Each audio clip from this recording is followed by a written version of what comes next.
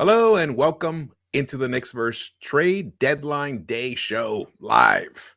Yep, we are just about 13 minutes away from the deadline itself, and many teams have done many things except for one team, the New York Knicks. That's right. Oh man, let's see. I figured I'd come on live. It'd be fun in case something happened right at the last minute. It'd be fun to capture it and talk about it and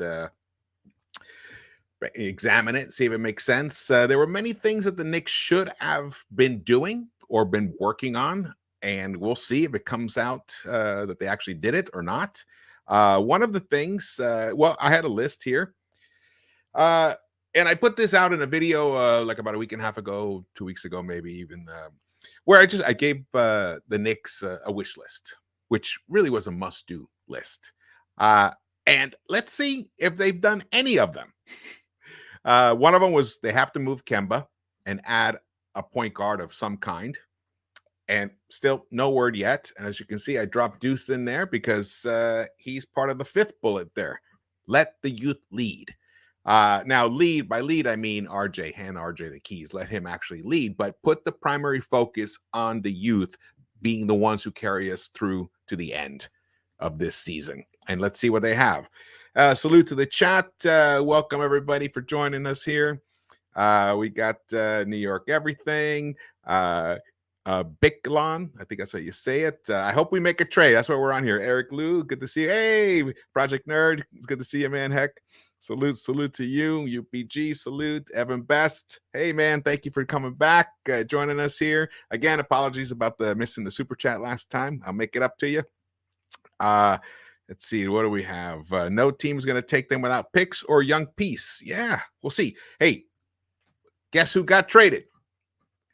Kristaps Porzingis is going to the Washington Wizards.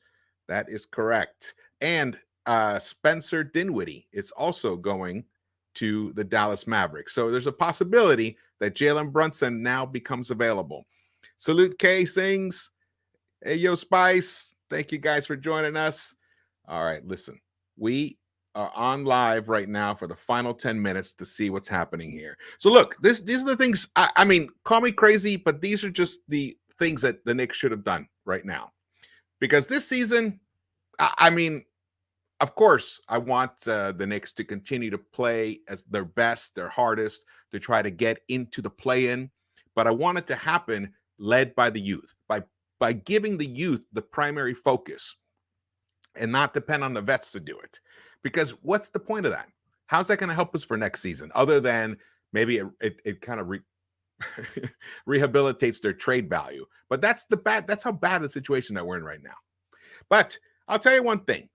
Fournier is a tremendous three-point shooter. We've seen it. We've seen how hot he can get. I tweeted out, I think the Sixers should really be looking at Fournier or Alec Burks right now. They gave up Seth Curry, and I don't think they have enough three-point shooting, even though they got Harden. But Harden, you know, he's been struggling somewhat, and who knows about that injury. We'll see about it. I have a feeling he's going to feel much better, but he's still out of shape. He still looks heavy to me. And again, Seth Curry is just, you know, he's one of the best three-point shooters in the game right now. So they need to replace that somehow. Fournier could be an excellent replacement for them, though the contract is probably a problem. But Burks as well. So maybe Leon and Worldwide Wes and Brock are right now talking to the Sixers, and maybe they can swing that deal because we have to move somebody. Somebody has to leave this roster, right? I mean, you guys, I mean, I'm not crazy, right? Hey, Eddie T, welcome, brother. No other team wanted. Well, I know. We'll see. Kendrick Nunn is sitting. Well, he's injured right now. I don't know if he's actually going to join the Knicks, or I mean, even play at all this year. I mean, the other thing is add a young stretch five. It pained me tremendously to see that Jalen Smith was traded and the Knicks weren't even. I don't even know. There was not even a rumor about it. He was one of the two young stretch fives that I hoped that the Knicks would go after. The other one was Mo Bamba. So, yeah, let's hope. I'll tell you, when I woke up this morning, well, actually, before I went to sleep, I saw that proposal, that 3-team proposal that Cam Reddish would be involved going to the Lakers, I was like, forget about it. I got to go to sleep. I'm not even going to deal with this. And then I woke up really, really early this morning and I saw that it had like life to it. It put me in a funk today because it made me really believe that the front office is in total dysfunction. You give up a number 1 draft pick for this year for a Cam Reddish, and now you're going to just give him away without you even trying to see what he has. This was a top 10 pick. This guy's got talent. He's got physical attributes that hardly anyone on this team even comes close. I mean, has he fully realized them? No, but that's the point of bringing in young players, and developing them. We were just going to flip them before we even developed them. That really, it put me in a funk, to be honest with you guys. And I was like, the whole morning, I was like, what? Just so bummed about that. But thankfully, it died. I don't know who killed it, but right now, NBA Central just tweeted out the Knicks and Lakers were close on a deal yesterday, but the trade fell apart. Who knows what that trade was? It could have been for Alec Burks. It could have been the Cam one I just talked about. The Mavs, Tommy Beer tweeted out, the Mavs just traded Porzingis for a player that is shooting just 37% and is owed $36.8 million over the next 2 years and was described thusly by KOC. The Wizards want to move Dinwiddie because he looks like a shell of his former self and his teammates don't want him there. Wow. So it's not just the Knicks having problems. And then that huge trade, man, the Harden, Ben Simmons, Sixers, Nets trade was huge. And if you follow me on Twitter, you'll know that I tweeted out basically saying that there's still a lot of variables here. One, we don't know about KD and his injury, how he'll return. There's only 20-something games left in the season. So it's not that much time. Ben Simmons hasn't played one single second of competitive basketball all season. Who knows what shape he's in? And also, remember, he's still Ben Simmons. He's still the guy who didn't want to attempt that bucket to get them into the Eastern Conference Finals. So he's still that guy. And on top of that, Kyrie is still Kyrie. Now, Ben Simmons did get vaccinated, so that's good news. The point is that there's a lot needs to go right for the Nets to fully take advantage of this trade this year. Doesn't mean it can't work, but I think in the long term, the Nets definitely won this trade. And they even got draft picks. But the Sixers may have won the short-term trade. However, they do need to make a move or two for some shooting, like I said before, which is why I'm stressing maybe Burks. Now, sometimes trades happen right before the deadline, right at the deadline, and they don't get announced till like a few minutes after. So I'll stay on as long as I'll stay on probably for another 35 minutes or so and see what happens, see what shakes out. Also, if nothing happens, then we'll know. And I'll have a few things to say about that. RJ Barrett, unfortunately, it looks like he's in a boot. He's walking around in a boot, according to Mark Berman. He tweeted this out. There's so many tweets right now, but it's hard to scroll through them all here. Let's see. If you guys know the status of RJ, just put it in the chat. That would be great. Let's see here. Of all the players that have moved today, that have been traded today, is there any one of those players that you guys would have liked to have seen the Knicks come to the Knicks or the Knicks be involved in? Mark Berman tweeted out, RJ Barrett limping around in walking boot at arena in San Francisco. He's out tonight and looks bad for Portland. Thanks, Thibs. Thanks. Yeah, because that fourth quarter was so crucial in Denver. I am so pissed about that. And if you guys, if you saw the recap from that game, you'll know. And then I actually posted out, I reposted just that section about talking about Thibs. If you haven't seen it, if you just want to see that part, definitely check that out. All right, let's see here. Yeah, sprained ankle, he's out. Can we maybe trade Thibs? I'll tell you, this hiring of the new guy, Rosas, is really interesting. And I've been talking about it with Keese and JD and just tweeting about it. It seems like to me, it kind of explains a lot about the front office. It basically, this is what it tells me. So apparently, it's Leon, Worldwide Wes, Scott Perry, and then the fourth guy is Thibs.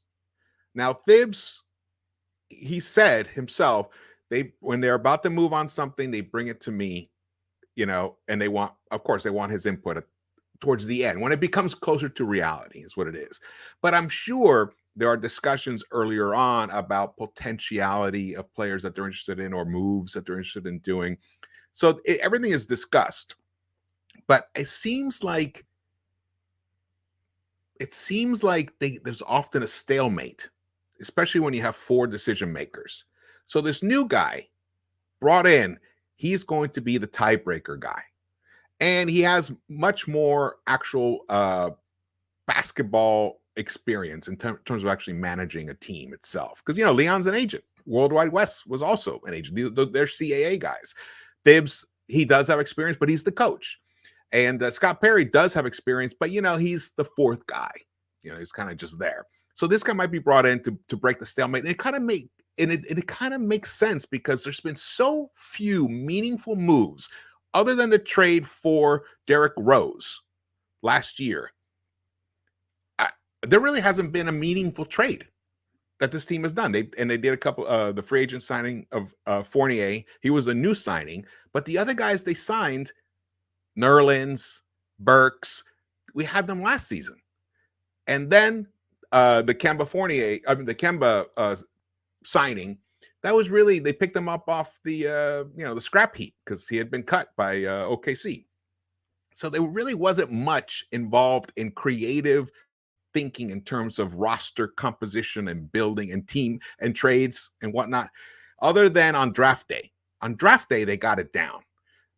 So they have that dynamic worked out, but that is often influenced by Walt Perrin and Brock Aller, who they come up with ideas and they bring them to their guys, which is Leon and the other three, and then they're the ones who have to make the final decision. So this might be a good thing in the long run. Who knows what it is? It's still weird. The timing is odd. I'm not sure he's even the right guy for this team, but I don't know. I don't know enough about it all to make sense of it. But it does feel like the timing is bizarre, and it could also mean he's been brought in to be the bearer of bad news to Tom Thibodeau. That is a possibility. He might be the one who's there to say, hey, Thibs, we got to move in a different direction because Leon doesn't want to have that talk with him. All right, that's it. Ding, ding, ding. Trade deadline's over. Let's see what has happened. Knicks are involved in any moves whatsoever. Tim McMahon tweeted out, Mavs remain optimistic that they will re-sign Jalen Brunson this summer. Sources tell ESPN. Pistons are known to have serious interest in significant cap space. Why? Don't they have Killian Hayes and Cade Cunningham? Something I don't understand other teams. If you guys play blackjack, you know that sometimes you're beholden to the people next to you at the table. If they make a stupid move, it screws you up. Similar situation, just like the Kings did. Yeah. Or actually, should we say the Knicks did? Let's see, John Ferrero. Can we switch players with the Purdue? I do love that Jaden Ivey. Jaden Ivey is sweet. Better nothing than that Dragic play. Yeah. So doing nothing is definitely a decision. Unfortunately, at this moment, we're stuck with the same team that got us here. 55 games. This is a bad situation. Honestly, I I was really hoping for the best. I'm very disappointed, man. Boston is sending guard Dennis Schroeder to the Rockets. Wow. Houston is trading Daniel Theus back to the Celtics. Okay. They got their stretch five back. Everyone has stretch fives except us. See what else there is here. There's something else popped up that I missed.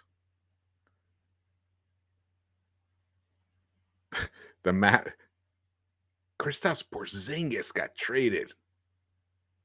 That is wild. Honestly, that is wild. That's a money. They're trying to get rid of money. Who knows what they're going to do with Dinwiddie? I'm curious. I am really, really curious. Dallas has spent the entire deadline day trying to find a home for Porzingis' considerable contract, league sources say, and they have struck a deal with the Wizards to send the oft-injured big man to Washington for Spencer Dinwiddie and Davis Bertans. Jeremy Grant did not get traded. Okay. Miles Turner, no word, nothing on Miles Turner. Let's see. Ariel Mendez. If Gerson Rosas is, like you said, cat's paw, that would be great. Bye, Thibs, and bye, Julius. He might be. He might be the one who has to come in and be the heavy. Because look, Leon was an agent. So Leon was always the defender and the protector of the players. Same with World Wide West. That's his whole purpose for being and existing is being the buddy of the players. So they're really going to be the ones that come in and give them the really bad news, the harsh news? No. And Thibs and Leon have a long history.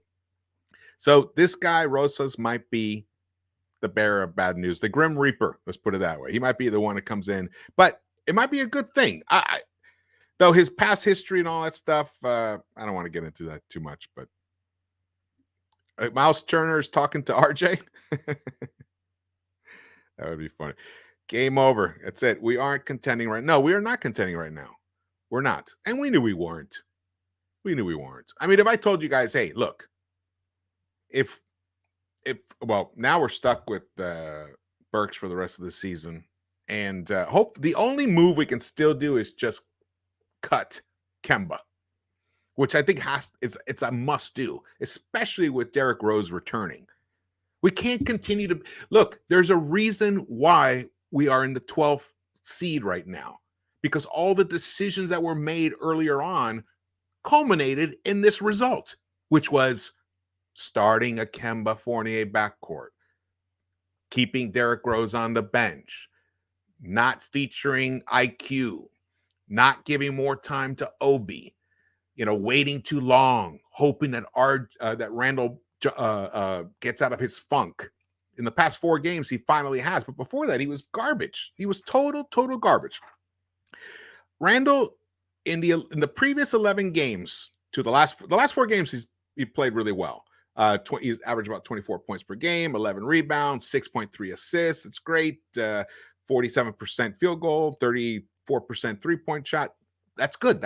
If we had that Randall all season, be a different story. But no, the previous 11 games, he was averaging 14 points a game, 9 rebounds, 5 assists, 4 turnovers. He was averaging 37% field goal, 23% 3-point shooting. The past 11 games before that. So come on. Let's see here. Hey, if you're new in the chat, just drop the hashtag new. Hey, salute, Evan. Have a great day. Have a great day. Enjoy your day, man. Hopefully, there is a surprise move somewhere.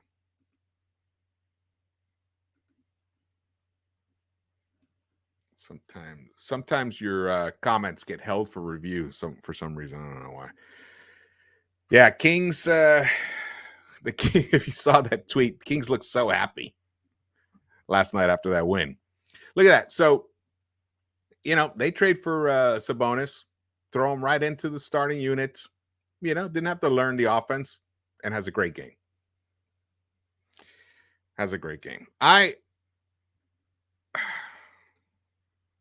So it looks like at this moment, Now, these were originally put out as must-dos. It looks like right now, none of these things are going to happen. Yeah.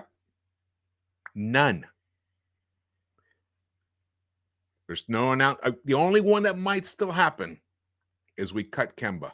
And we can't do it right now because we're depleted, totally depleted. Now even RJ's out. No deals for Knicks. No trades for Knicks. Woj just tweeted that out. So Burks is here. Fournier's here. No stretch five. So we still have the same. Taj did great. He hit a couple of threes the other night. But the man's got some serious miles on him. We can't depend on him. He's not the young stretch five. He's old stretch five, if you can even call him that. Hand RJ the keys. That one might actually just happen at a just default because, unless Randall continues playing the way he's been playing, then that even won't happen. And then how can the youth lead if we're still have the logjam in the rotation? So where's Cam? How's Cam going to play? How's Deuce going to get minutes? Ayo Dosunmu is killing it for the Bulls, and Deuce can't even get a few minutes of meaningful floor time. We don't even have a 5-man rotation. That's true. Pretty much. According to a source, here, Mark Berman just tweeted this out. According to a source, Kemba Walker is safe for now as the Knicks don't make a trade. Knicks have one roster spot still open because they didn't re-sign Ryan Arcidiacono. I think that's how you say his name, and can be a player in buyout market. So we can buy a player from the buyout. Well, we want to be able to put Kemba into the buyout market. This now wait for the buyout. That's the only look. The only real thing we have left is waiting for a buyout for Kemba, despite what Berman just said. So it appears that Leon and the front office have punted. Yeah, they felt they were their field position, to use a whole other metaphor of another sport, where they are right now. They just figure, you know what? Let's just punt and we'll wait it out and we'll review in the off season, and hopefully Julius will continue in this way that he's recently been playing and raise his value up, because I do think that there was serious attempts to move Julius. That's one thing I do believe, and that may be why not much else happened, because that would impact the franchise so dramatically. And when the Kings did the Sabonis trade, then that just ended. There really weren't any other real suitors for Randall. I know they said they had interest from other teams, but we never heard anything other than the Kings. So that was done. Chris Dada, we put our chips on CAA and they let us down. Punted 2 years in a row. I want to punt Tibbs right now. Yes. Oh. Wow. So it looks like I want to pull this up here. It looks like the starting lineup for tonight is going to be Kemba, Fournier, Burks, Randall, and Taj. That's going to be the starting lineup tonight. Wow. The youngest player on that starting unit is Julius Randle. I will say flat out right now, we have regressed tremendously. It hurts actually even saying that starting lineup. And look, I actually I'm a supporter of having kept Fournier. I think I don't think we were going to get the right kind of value for him. And the guy can still shoot. We saw it. He can light it up. Look, he hit those 4 threes in that first quarter. He can still deliver that.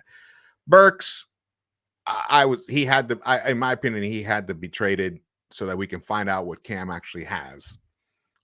His ceiling is much higher. And now we're going to have to wait longer to find out. Also, mostly because of the coach that we have, because Thibs is so stubborn. He just won't play other guys. Wow. And then no Mo Bamba or Jalen Smith. Jalen Smith was traded. And we were not in that deal. Trying to find the actual tweet about it. I did tweet this out today. I will say this. Leon and Thibs have not earned the right to make any type of playoff push for this season. They had 50-plus games to get the Knicks into contention for playoffs. The rest of the season must be about the youth movement, plus getting Randall to raise his trade value for the offseason. I believe that. But now, unfortunately, the youth movement will be stalled because Thibs is just going to play his vets. Oh, what a bummer, man. Hey, D-Nice. I told you we will win one game on this trip. Now, with all the injuries, my prediction is screwed. Yeah, we may not even win one game. Wow, tonight is going to be rough. It could be a 140. Yeah, it could drop 140 on us. Oh, man. All right, this is an interesting one.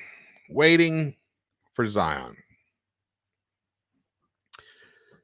There is a big possibility that there actually is some truth to that.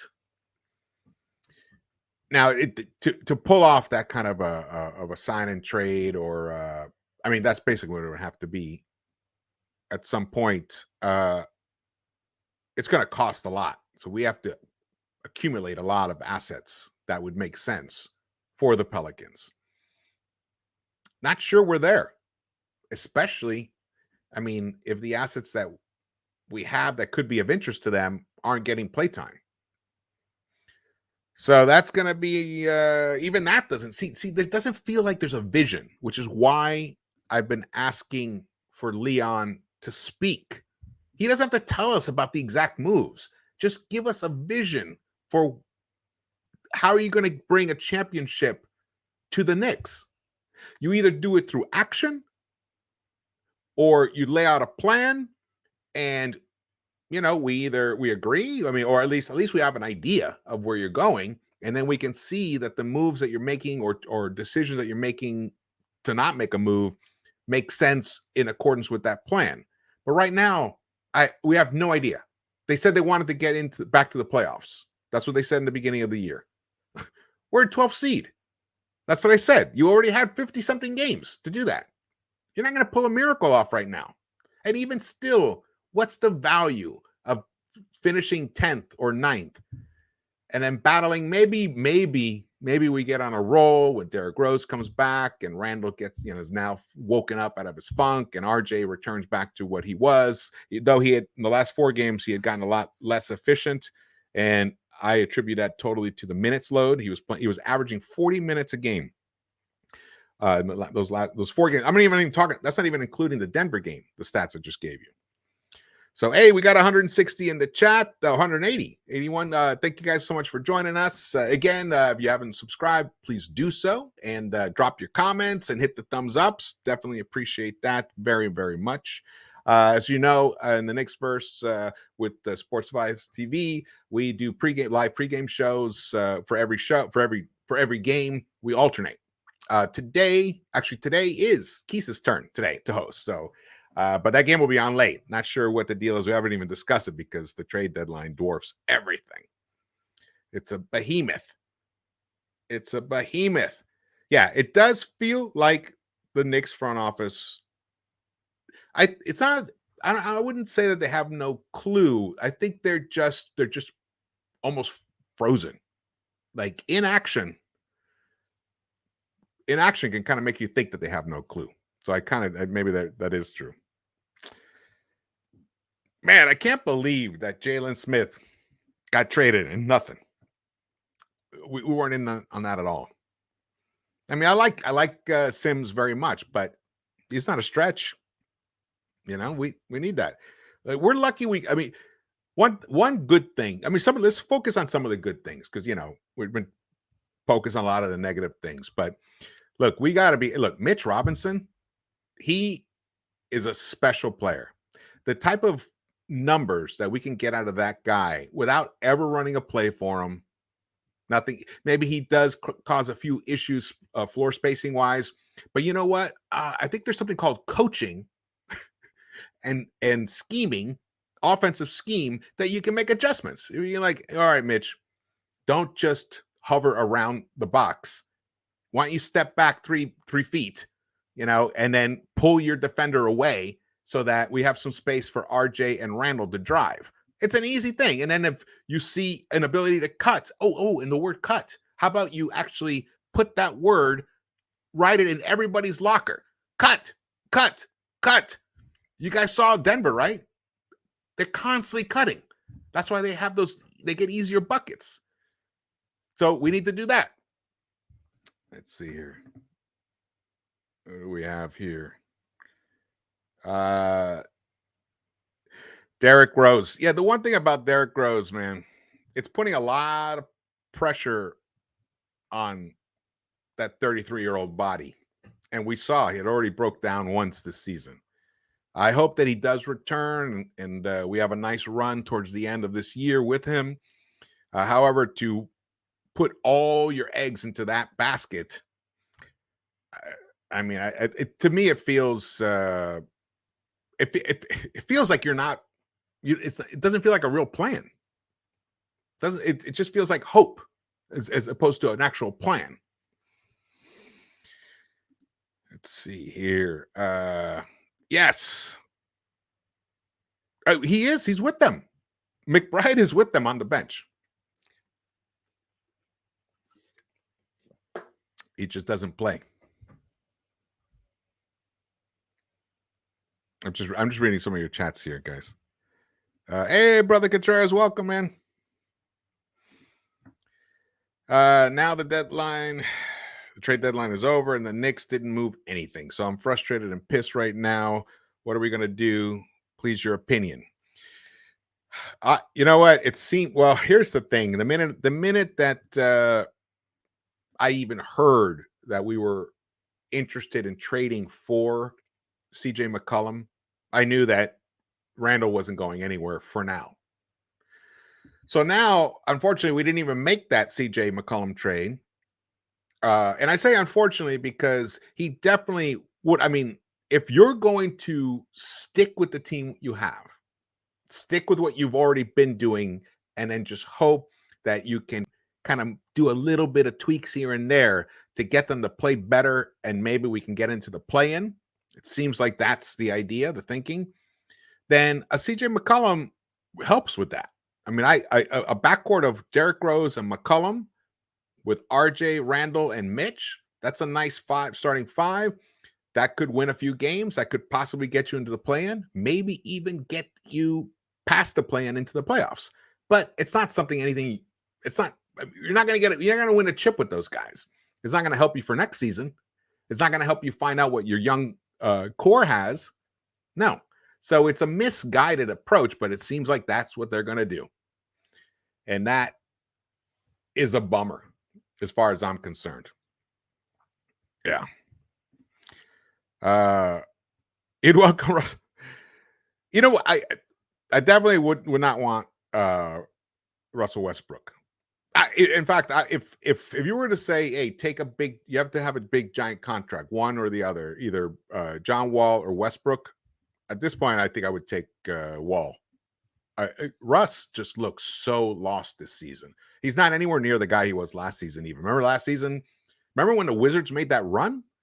I think they were like almost second to last, and they made that run and to try to get into the play-in. I don't think that Russ is the same guy this season. Look, a year is a long time in an athlete's life, especially an older athlete. That's another thing about that Harden trade. I mean, he's 33, I believe, 34 maybe, and he wants a big contract extension.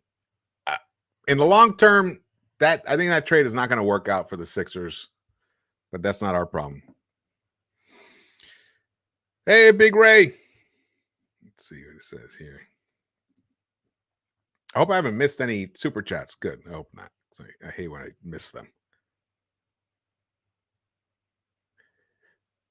Just as usual, we stand by with the hopes that the front office has a bigger plan. Well, we've been waiting and standing by since 2003. Very, very frustrating. Very, very frustrating. That's why about a month ago, I know you guys know this. When I kept saying, "Where's Leon? When are we going to hear from Leon?" That was it. I wanted to hear what the plan was. At least the vision. You don't have to tell us the actual plan. As people were saying, when GMs go out and tell you exactly what they're going to do. Say, no, that's not the point. The point is to give us an idea of, how about a mission statement? Tell us what it is that you're thinking in terms of what kind of team you want the Knicks to be. Nothing. And then no moves tells us even less. The only move they made was the Cam move. And then this morning we wake up and it looks like they want to trade him. That was ridiculous, man. Ronald Clark, salute, brother. Salute to the chat, you guys. Thank you guys for coming in here, man. I know post trade deadline, Knicks. Here, I'll tell you one thing though. I was going to say the only upside is the Knicks didn't make a dumb trade. That's how far we've fallen. Where that's supposed to make us feel good. Hey, we didn't screw it up. All right. None of the star wants to play for this coach. Maybe they should just give away their draft picks. What a bunch of front office clowns. It does feel like that right now, man. I think I gotta say, I think Leon may have miscalculated, and maybe there just weren't any deals to be made. Maybe they just couldn't make the right deal. But by doing nothing, it really looks bad. It looks like you're inept. It looks like you're a front office that needs a hit of the blue pill. You know what I mean? Like I don't understand how you do nothing. A team. Look, the Wizards made trades. Everyone made trades. Let's review the Eastern standings here. Detroit made moves. Did the Magic make moves? Not sure if the Magic made moves. Indiana made moves. The Wizards made moves. Atlanta made moves. The other ones, I don't think Charlotte may even have made moves.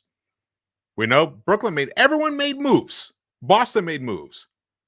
Everyone made moves except for the Knicks. Wow.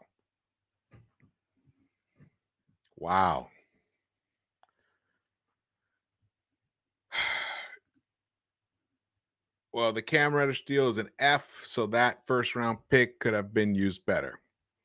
Right now, it looks like an F. If we don't play him, yeah. But I wouldn't call it an. It's not. It's just at the moment that in the end, the Cam Reddish is. That was a nice flip. I would have any day done that trade, no matter what, even if we don't play him.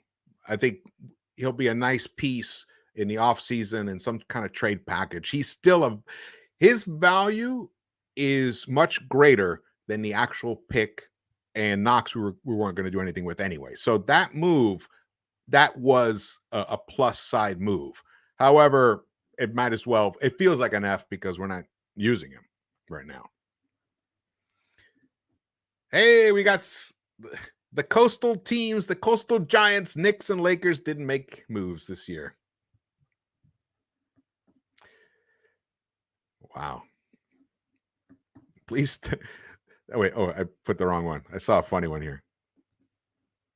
Please step in, Dolan, and fire everyone.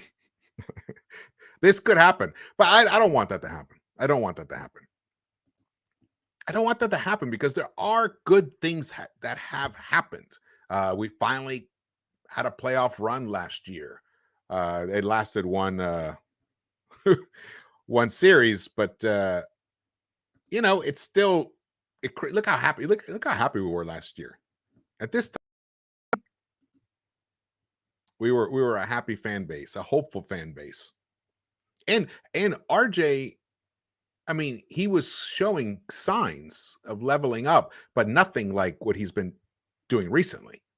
I mean, for a 21-year-old kid, I call him a kid, to give you how many? I think he has 30+ point games this season already. I know he definitely has 6, maybe 7. That's not easy. He's for real. And he didn't show that last year. Last year we were happy when he got like 20 something points. I think what was his high last season? Like 28. He couldn't get past 30 or couldn't hit 30.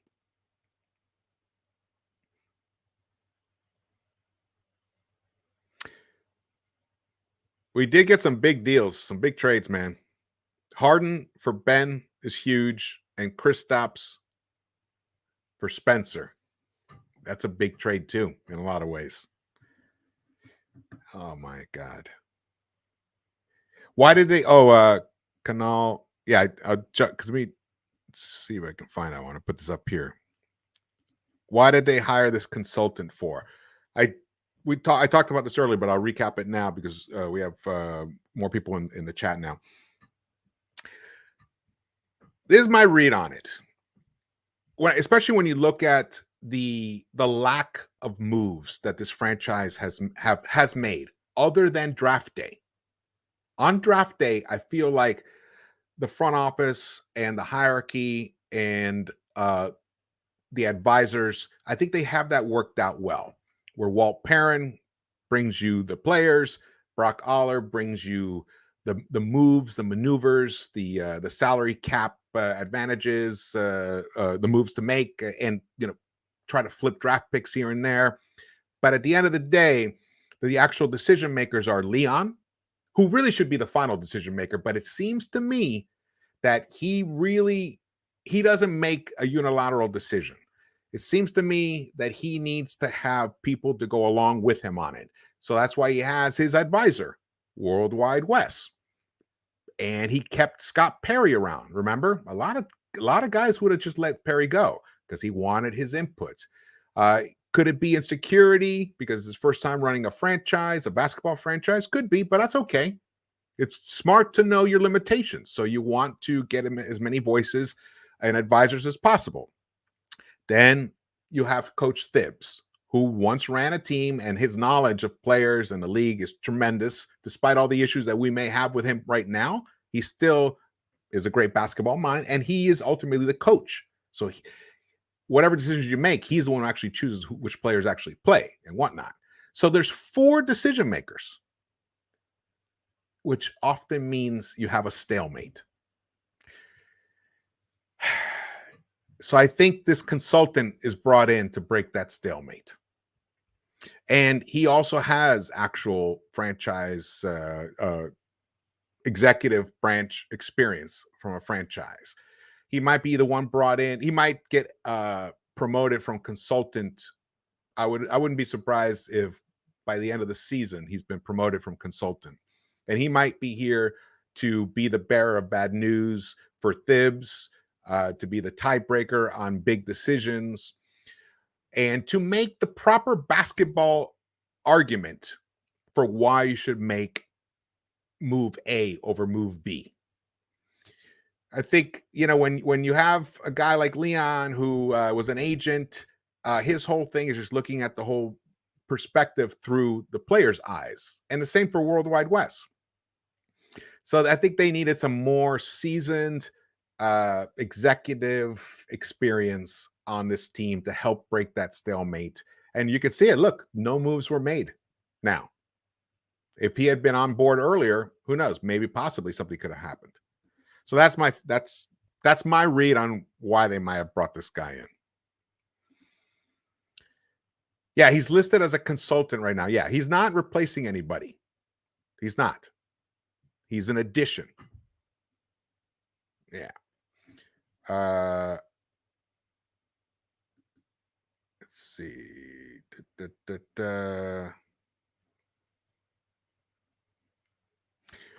I'll tell you though, the Nets got, even if it doesn't work out for this season, because there's a big possibility it doesn't. I mean, Kyrie's still Kyrie. Ben Simmons hasn't played a minute all season, and he's still Ben Simmons. And KD's hurt right now. So who knows if it'll actually work out for this season, but they're going to be fine for next year. And they even got draft picks, and they got Drummond, and they got Seth Curry. That's the thing that hurts the most. By Knicks not doing anything, it allowed the other teams to get further away from us in terms of adding talent and refining their rosters. So in that respect, we did lose today. I would say I would give the grade today, especially in lieu of this, none of these actually happening. I would say that the New York Knicks lost draft day 2022. I don't see any other way you can look at it. I mean, if Cam had been playing and doing well, you can be like, hey, well, they made that nice move for Cam. But we have a coach who won't even play him. We have a coach who decided to put RJ Barrett back in the game when Taj fouled out, a game that we had no chance of winning with 4-something minutes left. Instead of thinking to himself, hey, this is a great time to put Cam back in. Now he had a little bit of floor time. Yeah, it was kind of hit and miss here. Let's put him back in, give him some more burn. No, it showed to me he has zero interest in developing Cam or even finding out what Cam really has. Because he only really played Cam because Grimes was hurt and couldn't play.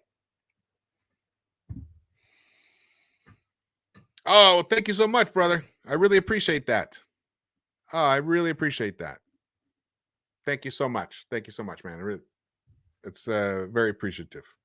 Hey, if you guys, I still have some hats from the last batch. I just stopped promoting them and everything because I got so focused on this stuff. Yeah, if you're interested in getting a hat, just email us at Knicks-Verse@gmail. Actually, the info is always in the description of any of the videos. Just email us, and either you send me a Cash App and we mail out the hat to you and whatnot. It's pretty easy. So we just haven't set up a store yet and whatnot, but there are a few hats left, and we're gonna get the different styles. The dad hat, that's for you, Scott Woodruff. We're gonna do the dad hats, and maybe some T-shirts and stuff. Yeah, you guys drop your grades. Yeah, F, D, yeah, F minus. All right. Hey, is that Alec Burks? Alec Burks in the chat. He dropped. Wouldn't that be great if one of the players came in here? That would be excellent. All right, we got Geraldine. Thibs' number one fan, Geraldine McIver. We should have stayed with the rebuild instead of hiring Thibs. That was the big gamble. That was the gamble. I mean, I was happy we hired Thibs, but I knew that was a danger. It worked last year, but year 2, it didn't. Big bummer.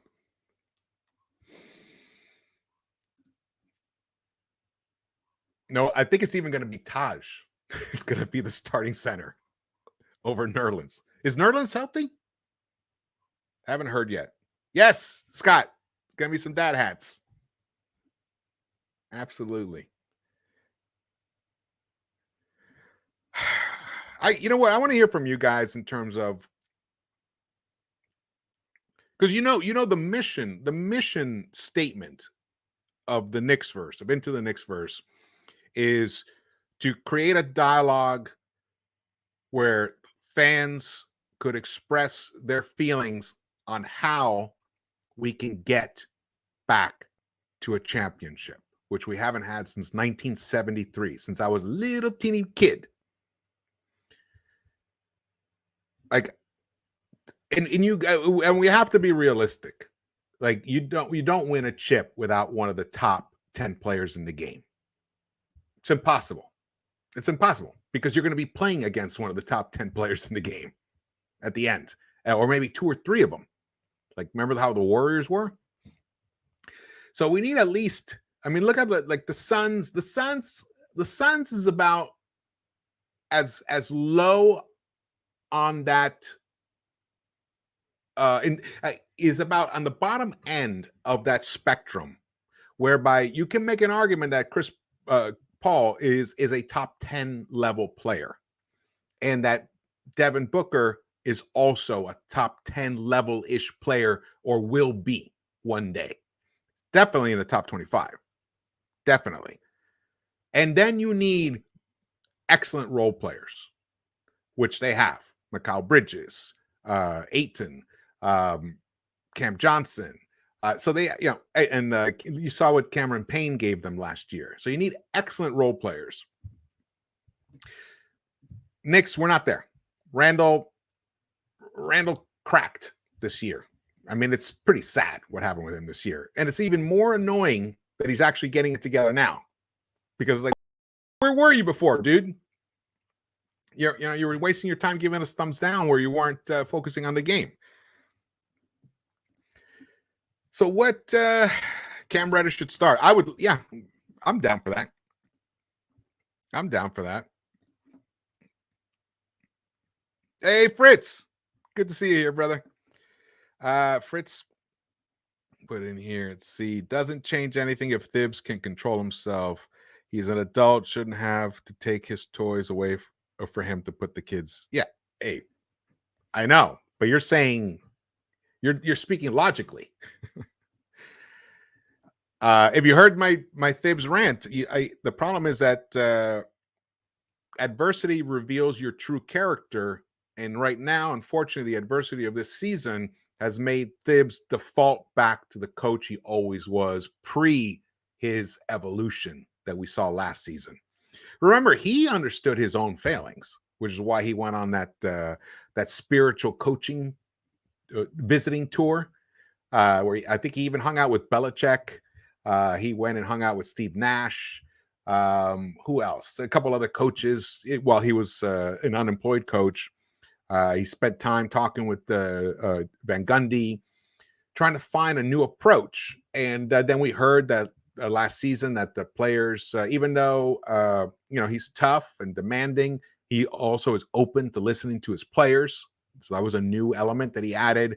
So he was on a path to evolving. But when things are going well and you're not being questioned every night, it's easier to do that. But the minute you hit some rocky roads, some turbulence, immediately you start thinking, "Oh, this is what I'm going to do. I got to just focus on my guys I can depend on. If they got to play defense the way I want them to play defense. If they make a mistake, they're out." But meanwhile, he doesn't hold the other vets the same criteria. So it creates like the division on the team where last year, remember, it was like we hear Big 15, hashtag Big 15. They felt united. I don't think there's that same sense of unity on this team this year. I haven't heard it.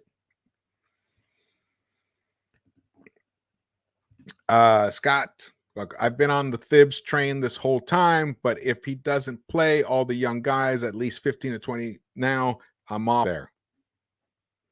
Hey guys, hit the thumbs ups. That'd be awesome if you hit the thumbs ups. Be great. Looks like this feels confident. This great chat, Janine.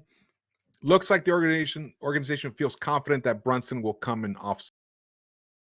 I mean, that must be the gamble. As if Brunson is going, as if like they're, Sixers just added Harden. And we're maybe possibly in the offseason we might get Brunson. We play in the same league. We're in the same division. How can we compete? I like Brunson, but he's not the answer. He's a piece. to gamble your whole season that you might get him, I don't. Just seems really misguided to me.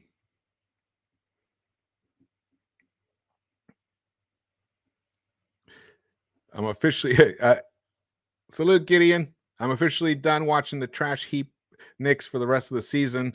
See, but if the young players were playing and you saw that, of course, they're not going to win right away. That's not going to happen. But at least you can start seeing some development with them. See their chemistry develop. Obi could go off one night. IQ could maybe possibly finally. And then we're setting ourselves up for some real possibilities for next season. But now we're going to chase. We're going to be featuring our vets. That's the team that we've become. Man, what a bummer. Wow. What a bummer, man.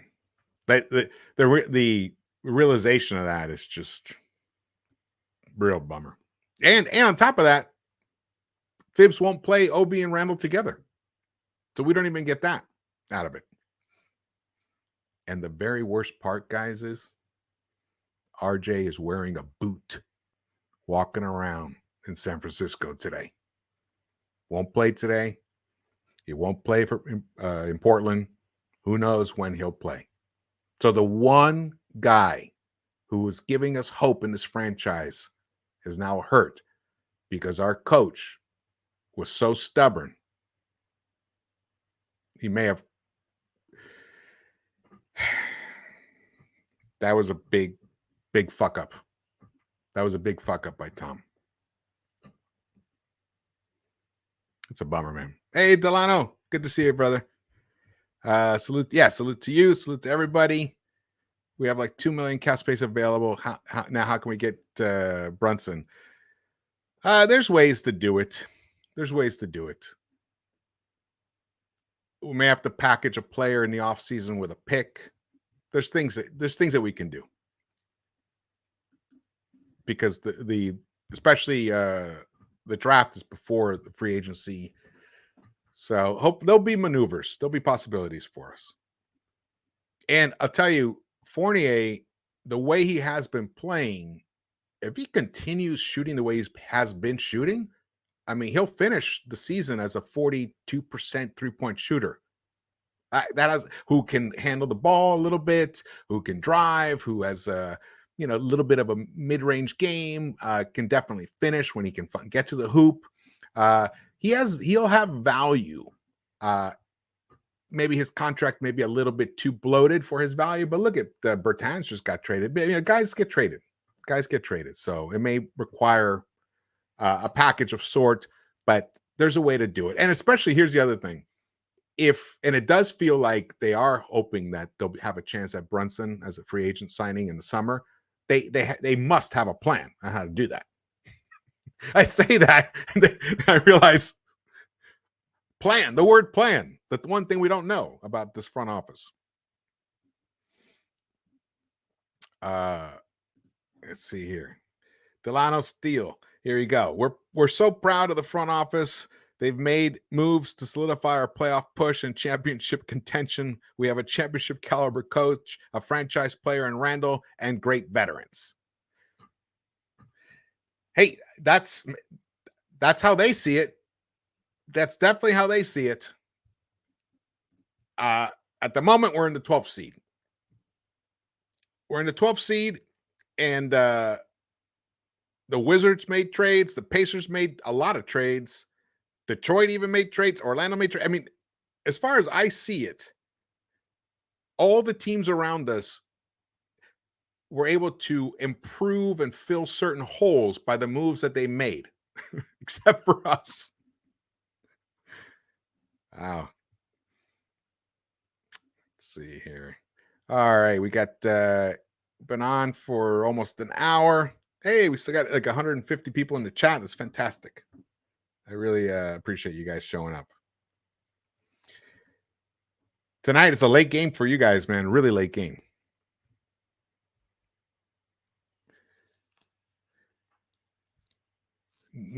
So apparently nobody bit on Kemba Walker. And why would they? I mean, honestly, it would require a package to unload him.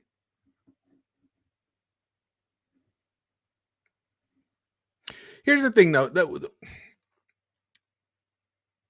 I I I think if we fire Tom Thibodeau now during the season, which is it's not going to happen at all. It's not going to happen because that's why there were no moves made, nothing. They're going with this is it. What we have now, what you see is what you get. WYSIWYG. This is it. We're going with this team. Possibly Kemba gets cut. And I say that with a lot of confidence only because Derrick Rose is coming back. So they have to open up another spot on the roster. And Thibs said he doesn't want to play small guards together. So someone's going to have to sit, and it's not going to be IQ. IQ is not going to sit. So it's going to be Kemba. Why are you going to have him sit? You're just going to cut him. And that'll be that. But that doesn't open up a roster space for Cam, which we need to play Cam. So where's that going to come from? Are you guys hoping someone gets hit with COVID again or an injury? I mean, is that the plan for how to develop a player? Hope someone gets hurt? Seems ridiculous to me. But even with all that being said, firing Tom right now in the season, especially for someone like RJ, who already had to suffer through two previous coaches before, and then Randall, we need to rehabilitate his trade value. And the best way to do that, unfortunately, is by keeping Tom Thibodeau as his coach. Thibs was the coach who helped unlock him into a second-team All-NBA last season. And you heard Randall say the other night, I'm 100% behind coach. I'll do anything he wants. And I'm sure he's saying that because he knows that Thibs feels the same way about him. So there is some advantages to us as a franchise to keep Thibs on for the remainder of this season for that purpose, to help guide Randall back to his more efficient, impactful self, so that in the off season we can trade him. That's the only thing I can think of. Firing Thibs now would disrupt all of that. And I don't think it would help us for next season at all. Right now, what we need to do is try to raise the value of the assets that we have so that we can move on from the ones that don't fit with the youth movement for next year. And hopefully we get lucky in the draft. In some ways, like I put out the video, are the Knicks in a win-win situation? We really are because of RJ. Because of RJ, we're in a win-win situation. He's proven that he's going to be an impactful player of some level in the NBA, whether he's a superstar, a star, a 1 or 2 or 3 time all-star, or just a fringe all-star, a number 3 on a championship team, whatever it is. He's proven that he is a piece, and he's only 21. So that's a win. The other thing is we actually have been drafting very well, and we might get a lottery pick. Actually, right now we're in line to get a lottery pick. So this draft isn't as deep as last year's. However, there's always surprises. So we might be able to get lucky and get somebody interesting at number 9, number 10. So that's good too.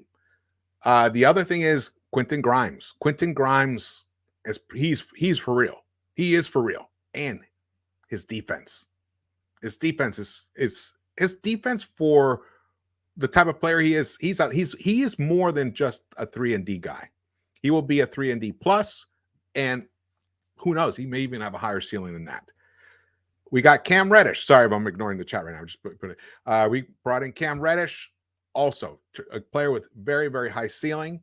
Hopefully, that's the one thing that's troublesome. He may not get enough minutes, but let's see. Let's see what happens. Let's see what kind of miracles can be done in the buyout market. The next thing is Randall. Randall finally woke up. And if he continues to play at this level for the remainder of the season or somewhere near it, let's say he can finish averaging around 22 points a game, 10 rebounds, and the 5.5 assists, and gets his field goal percentages up. What have you guys noticed now? When he gets the ball passed to him, he's driving instantly. making decisions instantly. He's attacking the rim, and that's been much more effective for him. You just got to keep doing that. Why he wasn't doing it all season long, I don't know. So that's good. That's good either way. Either way, that's good. Helps raise the value. It helps the quality of the performance on the court. The team itself plays better. So and then there's Mitch. Mitch has really turned into something nice. I know I'm overlooking some. Obi. It's unfortunate Obi's stuck behind Randall, but he's shown some flashes of being a really dynamic finisher. He's an exciting player. I think sometimes he's so worried about making a mistake. In fact, he actually literally said it. He said, "I don't want to make a mistake when I'm out there." So if a player says that in a post-game interview, that means he's thinking about it when he's on the court. And you don't want players to be thinking like that. You want them to be feeling it. So hopefully he can get past that. Hopefully Thibs, now that we're through this line, the team can kind of come together, be more united, and play for each other, as he always says that we should do. We also have McBride. Deuce McBride is a very exciting player. He's killing it in the G League, even though, of course, the G League is totally different than the NBA. But still, if he wasn't doing well in the G League, we'd be like, well, look, he can't even play better than those guys. How can we play better in the NBA? So at least he's crossed that threshold. And, it's just a matter of whether he gets burned or not. Sims, athletic, exciting guy. With Nerlens and his knees and his inability to stay healthy, it's possible that Sims could get more minutes as we go along, because actually I thought he did a pretty good job the other day, even though the lead mushroomed. But he showed that he showed that he deserves minutes. All the young guys do. That's one thing. Those are all a lot of positives for the team. So it's not like we're not in a terrible situation. Unfortunately, we just missed out on an opportunity to accelerate the progress to developing a team that can contend in the future by not doing anything this trade deadline. We literally did nothing. So in that respect, that's a big miss, and that is an F and a thumbs down for the front office for doing nothing right now. Yeah, Sims was terrible, but he made it some nice blocks. His athleticism, he hasn't even been on the court with the rest of the team in like weeks. So I think he shows signs of great potential as a backup center. That we can, unless he fits here or we trade him, either way. But we really needed that stretch five. You guys talk about Jerry West? It's 83, yeah. Let's see here. I'm looking in the chat. Salute to you guys. Thank you guys for joining us. Again, if you haven't subscribed, please do so. Hit the thumbs ups. And later on, any thoughts you guys have, just come back in and put them in the comments section. I read almost all the comments. Yeah, Grimes is going to get better for sure. For sure. Let's see here. Leon does feel like a failure at this point. Let's see here. Kemba is like extending Yoko. Yoko knows contract Dibs can fix this.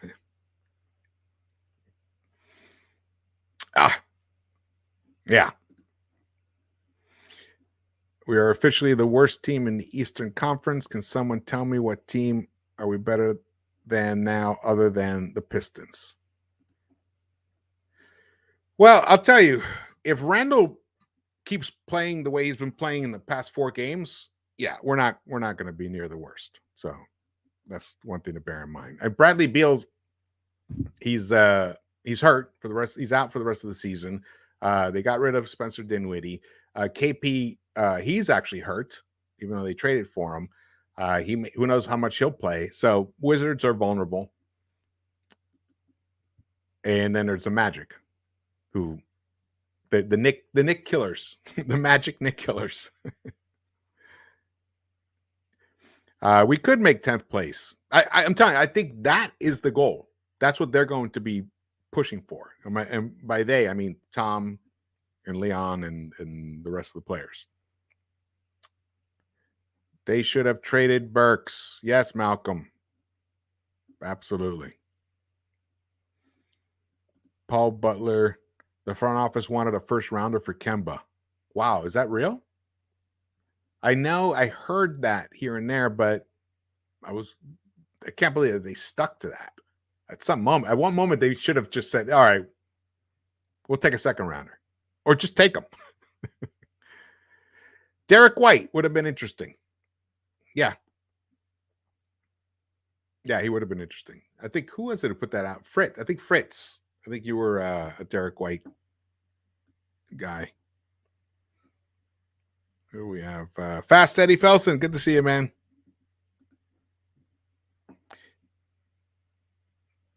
Let's see here. Looking at all the chats. Great comments, guys.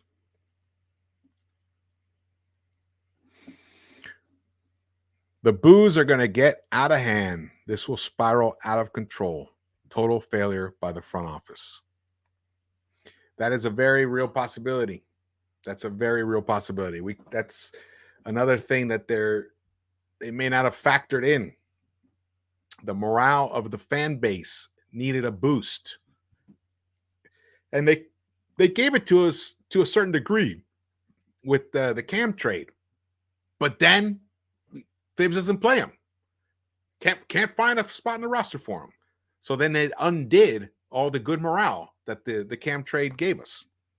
So you're absolutely right. That could be a big problem. The reality is the Knicks had no good moves to make. I think we had a front office who didn't have the vision and creativity to pull off a good move. In terms of a great move, possibly, but a move would have been a good move. Moving Burks and Kemba would have been a good move, regardless of what you got back. Regardless, it would have been a good move. Of course, you can go crazy. We had to put too many picks and everything attached to that. But we have a multitude of second rounders. All right. Okay. Well, I think the news cycle has finally died down. Let's look here. Oh,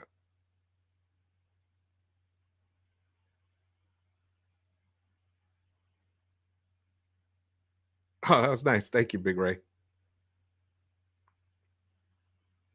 Just looking at if there's anything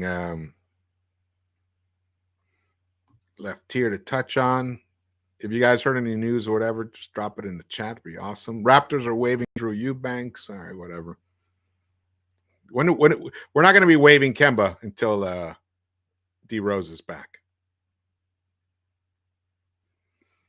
Lakers discuss potential deal with Rockets involving Russell Westbrook and John Wall and Christian Wood. Never happened. Kemba Walker says, we haven't found our rhythm together. That's been the biggest problem. I do think we have great players, though. One thing I will say about that, and you heard Evan Fournier has also talked about, he believes that they do have quality on the roster, that they should be winning. They should be playing better than they are. They believe in themselves in that respect. And right now, that's the only thing good that's happening. Because if they believe in each other, maybe that the sum can be greater. Then the whole can be greater than the sum of the parts in this situation. And they can somehow recapture that spirit that they had last season. We need it, man. We need it. Hey, welcome, Taka. Yes, exposes a huge disconnect between Thibs and the front office. Absolutely. We've been talking about that a lot. Oh, where was the Obi comment? Sorry, let's see. Rapper Stone. Here we go. Rapper Stone, thank you, man. Obi Toppin was our downfall. We should have drafted Tyrese Halliburton. Yeah, that we can even go back to that.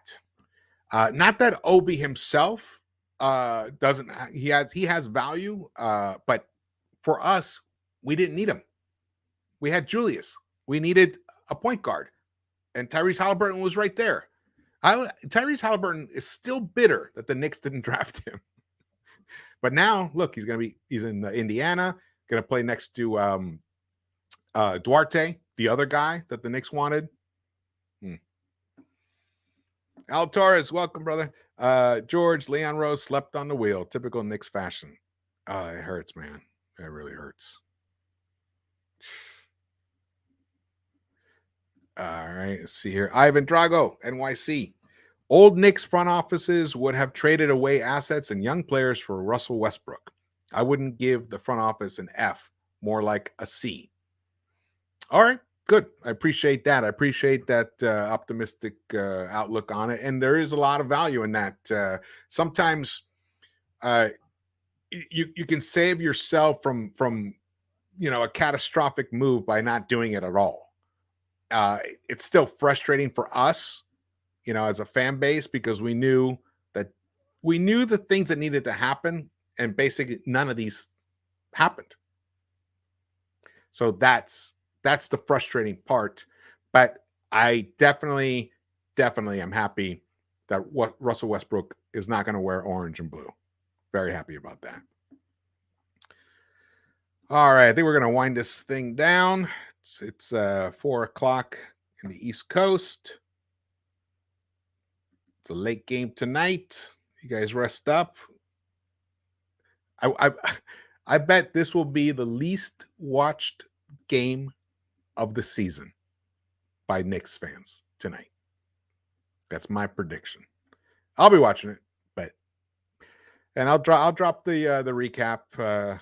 You guys can check it out in the morning, and I'll have more thoughts on the whole trade. I'll do some more reading, and I'll find out how close we may have come to some trades, if we even did come close or not, and maybe try to decipher the plan.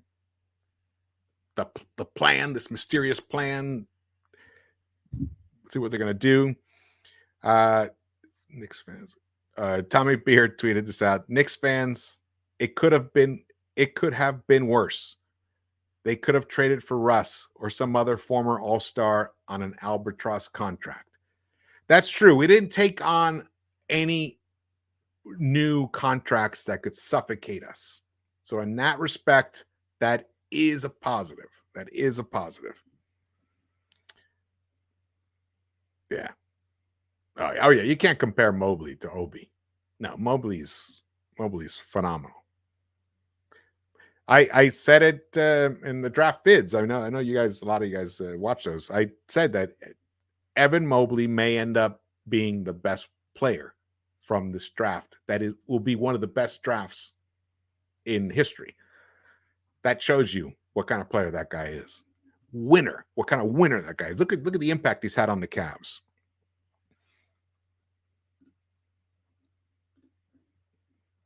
Prezi the boss. Watch Stibbs play Kemba, Burks, Fournier, Randall, Noel as the starting lineup to be petty. LOL.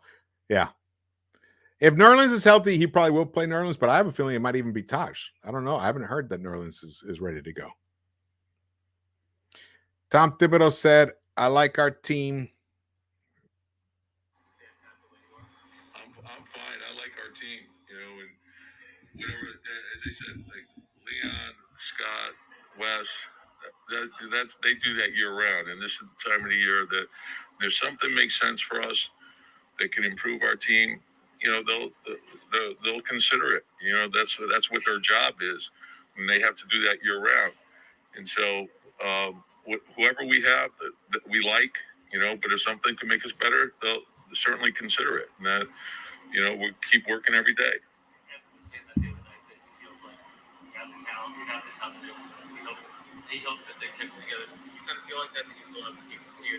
Yeah, I love our guys. I think we got to just keep working at it, and that's, and as I said, whoever comes in or whoever's here, we got a really good core to build off of.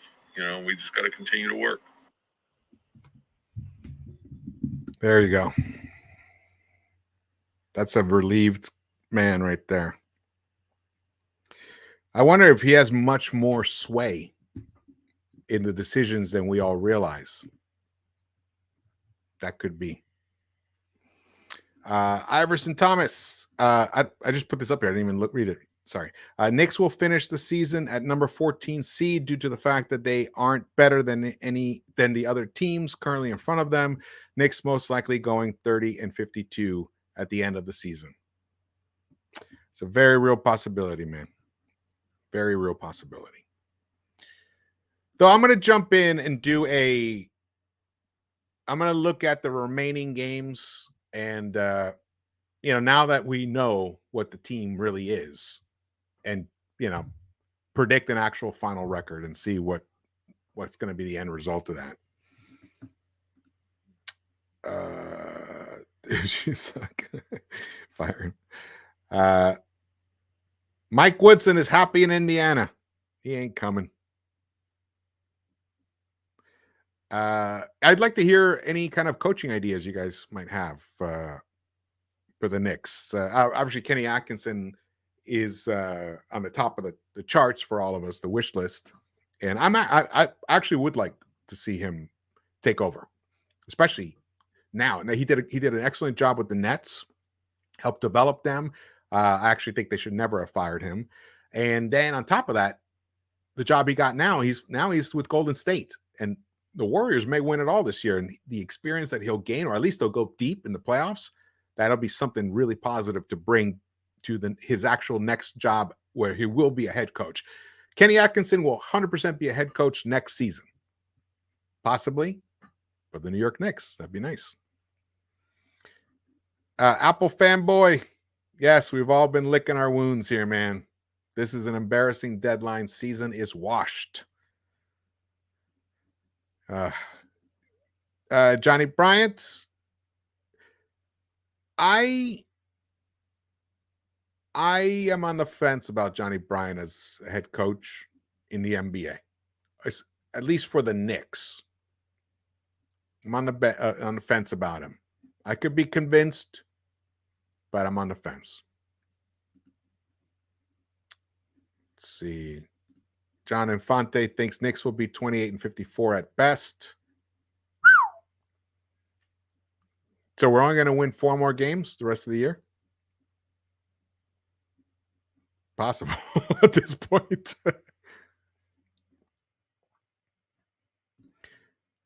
Prezi, that's true. He told Leon, check it. I'm not playing Cam and Deuce, and you can't do anything about it. But I would go after Brogdon in the offseason, not Brunson. Yeah, Brogdon would be an interesting addition. I wonder who. Actually haven't thought about who would be the better fit, because I didn't think Brogdon was even going to be available until recently now that they got Tyrese. That'll be an interesting. I'm going to put a note on that. Going to be an interesting thing to look into. Brogdon or Brunson? Yeah, Brogdon or Brunson.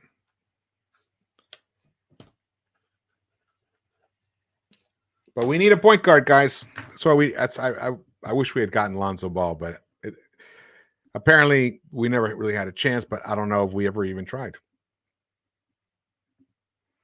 Roger Black says whoever predicted a 30-52 record is correct. That's about the same record Thibs accomplished at the T-Wolves. Ooh, he is consistent.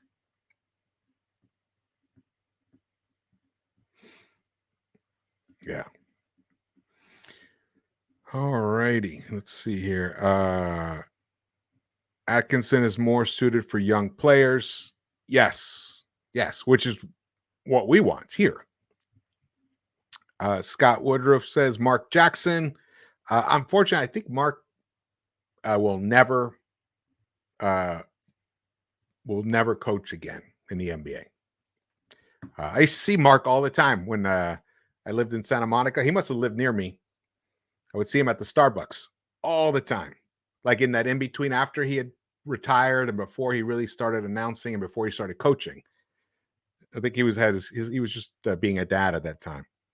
And I was there the day that the Knicks drafted him. I was a huge Johnny's fan, St. John's fan. So I was happy when they drafted him originally. Civil Analytics says Atkinson is stubborn. He was threatened to be fired before he finally started molding their offense. See around his players. Interesting. Good to know. Good to know. All right, I have one final question for you guys. Since we have a great chat here, active, over 150 in the chat. Again, if you haven't hit the thumbs up, please do so. And subscribe if you haven't yet. That'd be awesome. We do live pregame shows. That's mostly the only times I go live is in the pregame. And I do postgame recaps. And the pregame shows, we alternate between Into the Knicks-Verse and Sports Vibes TV, which tonight is supposed to be on Sports Vibes TV. But the next game on Saturday will be here. The Portland game will be here, Sports Vibes TV, and Into the Knicks-Verse. The question I have for you guys is, and be realistic, what player, what like high-end top-level player would you guys like to see come to the Knicks or the Knicks acquire? And I'm talking about now in the offseason. Can you trade coaches? Sadly, no. You can fire them. Whoopi Goldberg. She coached up Mark Jackson. That's a good one.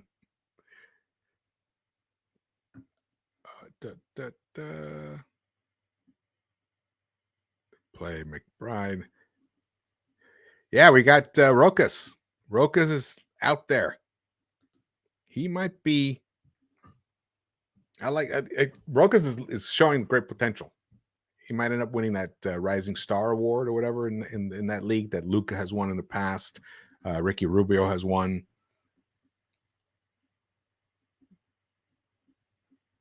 Next.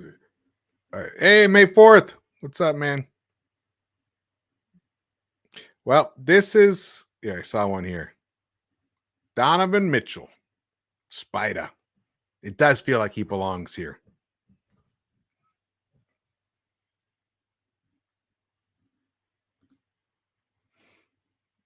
We even got a Colin Sexton mention.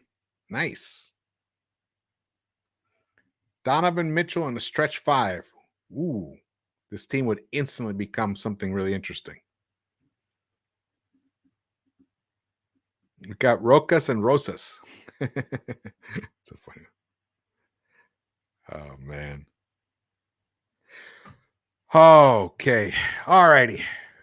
Well, I need to eat some lunch and prepare for later on. This has been awesome, guys. It's a bummer that the front office let us down today. They didn't make any moves whatsoever. They didn't follow through on what had been rumored, that they were going to focus on creating room in the rotation for the young players to get more time.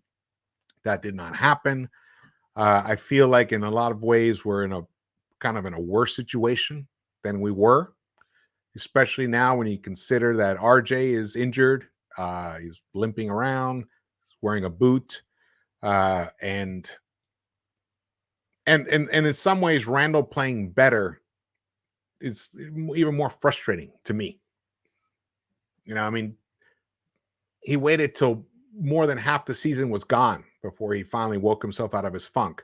And I will tell you guys that none of it felt like it was actually issues on the court. It felt like it was all in his head.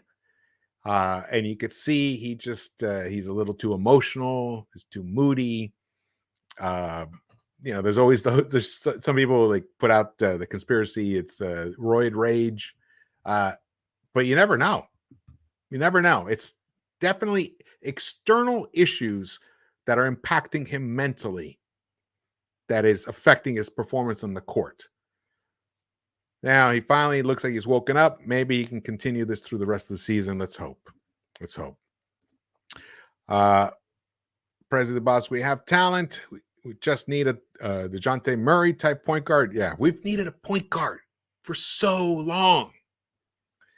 We have Deuce, Rokas, Grimes, Luka, Sims, Cam. But yeah, Mitchell is the most realistic. Yeah.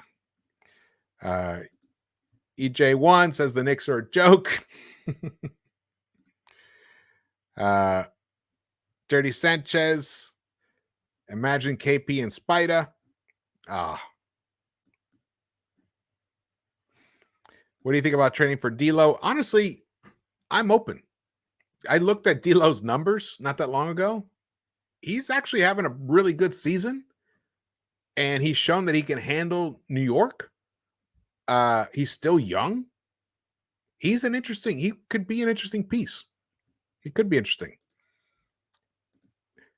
Scott, I would love Cat, another Timberwolves guy, but with Thibs still here, I don't think that could happen. So that's one thing. If we move on from Thibs, maybe that's something we look at for sure. Rapper Stone says we need to offer a contract to Jalen Brunson. It won't if we don't trade down for Jaden Hardy. Oh, you're a Jaden Hardy guy, huh? Okay.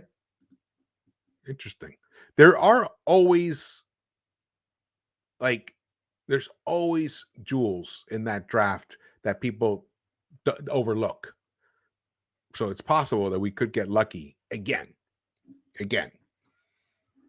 The Obi over Halliburton I don't think that was a real talent decision. I think there were other factors involved, and it wasn't a need decision, obviously, because we had a need back then for a point guard. So I think they went against the grain on that one. But since that decision, I think they've done pretty well with the other draft picks. All right. New York says, I'm super fucking frustrated. I'm going to show it because today is the day. Let's see here. All right, guys. This has been great. You guys have some great ideas, great suggestions. All right, guys. Well, thank you so much for watching this. Again, my name is George, and this is Into the Knicks-Verse. And this is our Knicks-Verse. Your voices are very, very important to us here, to me especially. I read everything you guys write, and it definitely impacts the way I look at things. Often you guys convince me to look at things differently, or you guys point me in a direction that I hadn't even thought about before, and that is awesome. And it sends me down the path to try and find more ways to try and turn this team around and get it back on the championship track. We're not even anywhere close to that right now. We've regressed from last season to it, and that's disappointing. And it looks like we have a front office that is dysfunctional. And they've been in a stalemate, it's possible, for quite a while. And now they've brought in a new consultant who actually has executive branch experience. And maybe he'll be here to help break that tie and to maybe help them make some of the tougher decisions. So in that respect, that could be a good thing. But again, I'm not sure. It does feel, and I think that taste of winning that we had last year may have actually diluted the actual front office. Well, maybe diluted is the wrong word, but you know what I mean? Like gave the front office a false impression of where we really are as a franchise. That could have just been like a temporary spike in performance, but really this might be the team that we're at. But having watched basketball for all of my life and played it, nothing professional. I mean, just play it just for fun. I love this game. I do believe that there is talent on this roster. It's just not being used correctly, and some of them are not being used at all.